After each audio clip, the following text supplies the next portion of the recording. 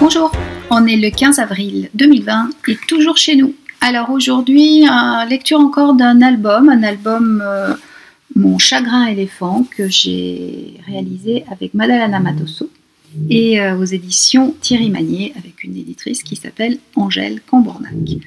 Voilà, je vais vous lire cette petite histoire. Mon chagrin éléphant.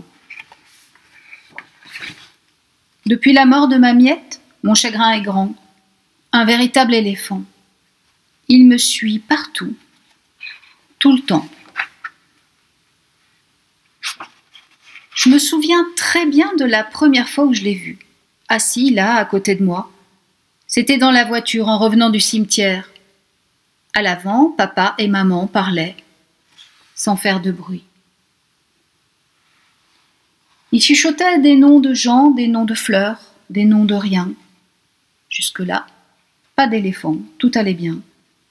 C'est quand maman m'a regardé dans le rétroviseur sans lâcher le volant et qu'elle m'a annoncé « Mercredi, la voisine t'accompagnera au centre aéré. C'est arrangé. » Ouais, c'est quand maman a prononcé ces mots. C'est arrangé. Que mon chagrin éléphant a fait son apparition. Le mercredi, c'était le jour où j'allais chez ma miette. Avant.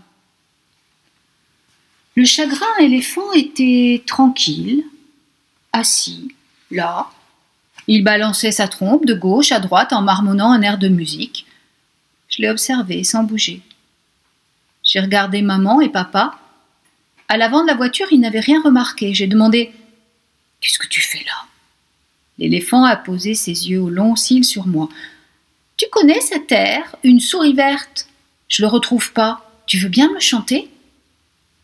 J'ai regardé droit devant et j'ai fredonné. Une souris verte qui courait dans l'herbe. Mon chagrin éléphant a battu la mesure en hochant la tête d'un air satisfait. Je la mets dans mon chapeau. Elle me dit, il fait trop chaud. Et j'ai chanté. Chanté. La troisième fois que j'ai repris la chanson, mon père s'est retourné. Ça suffit maintenant. Tu ne vois pas qu'on a du chagrin, nous? J'ai arrêté de chanter. Je ne pouvais pas répondre que je chantais pour un éléphant assis, là, à côté de moi, sur la banquette arrière. Je connais bien les grandes personnes. Elles ne m'auraient pas cru. Et je me suis demandé ce que voulait dire papa. Est-ce que je n'avais pas de chagrin, moi, vraiment? C'est l'éléphant qui a répondu à ma question. Ton chagrin, c'est moi, c'est l'éléphant.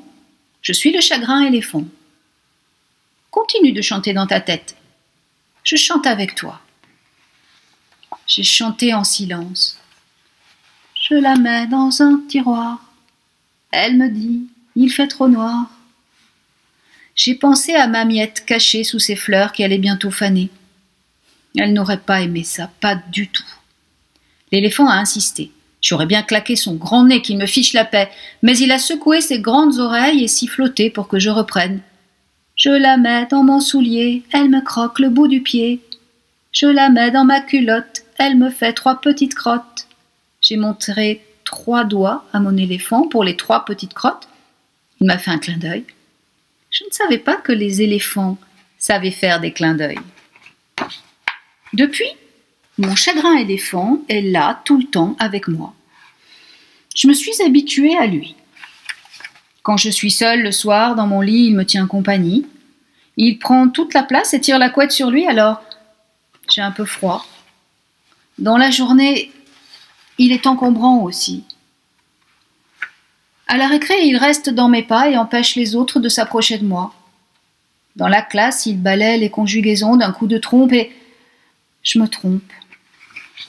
Parfois, mon chagrin éléphant enfle. Il remplit toute la pièce autour de moi. Parfois, il se fait plus petit. Est-ce qu'il disparaîtra un jour, comme il est venu?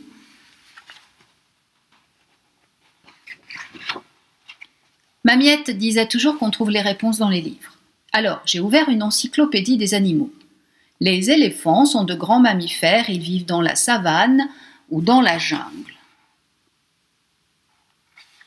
J'ai trouvé des éléphants à petites oreilles, d'autres à grandes oreilles, des éléphants à crâne plat, des éléphants pleins de poussière, d'autres qui se baignent dans la boue, des éléphants nains, un éléphant qui se prend pour un chat, ou un chat qui se prend pour un éléphant, on ne sait pas bien, des éléphants multicolores, un tout rose qui s'en mêle les pattes dans sa trompe, un éléphant roi en costume vert, un éléphant dans la jungle, une troupe entière d'éléphants dans un cirque, un éléphant volant, mais pas de chagrin éléphant.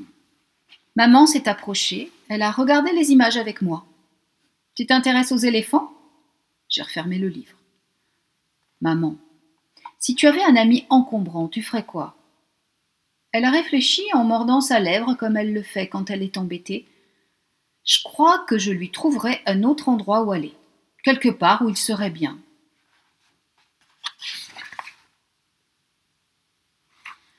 Le dimanche suivant, on est allé au cimetière.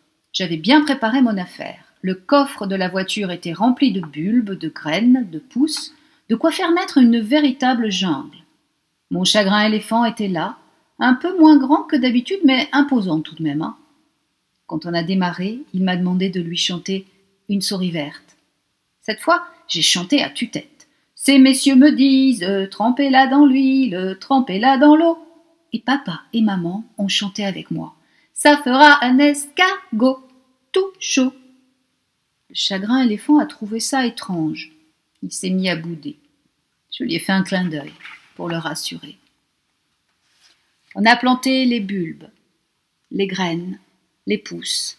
Au printemps, ma miette aura le plus beau jardin du cimetière, avec des fleurs qui sentent bon et lancent leur pollen dans le vent pour que d'autres fleurs poussent partout alentour. Oh, ma miette aimera ça, c'est sûr. Peut-être même que des oiseaux viendront nicher sur sa tombe. Qui sait? Mon chagrin éléphant a regardé notre jardinage d'un œil curieux. Il se doutait de quelque chose.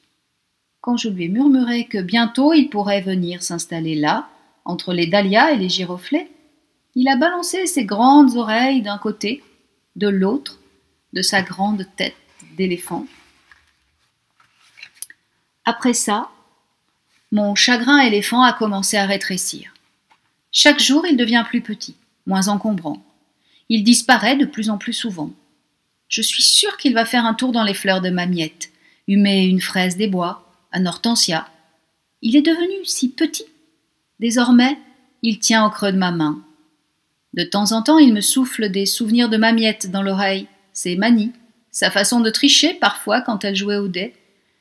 Et quand je sens une odeur de tarte aux pommes ou d'herbe coupée, je glisse mon chagrin éléphant au creux de mon cou. On se tient chaud, tous les deux.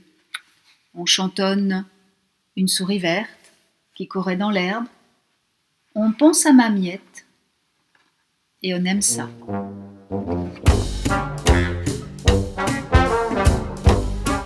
Voilà, c'était l'histoire de mon chagrin éléphant, une histoire illustrée donc par Maddalena Matosso aux éditions Thierry Magnier. J'espère qu'elle vous a plu. On se retrouve bientôt. Salut! I don't look right, I don't feel right. I'm permanently stuck in a red light.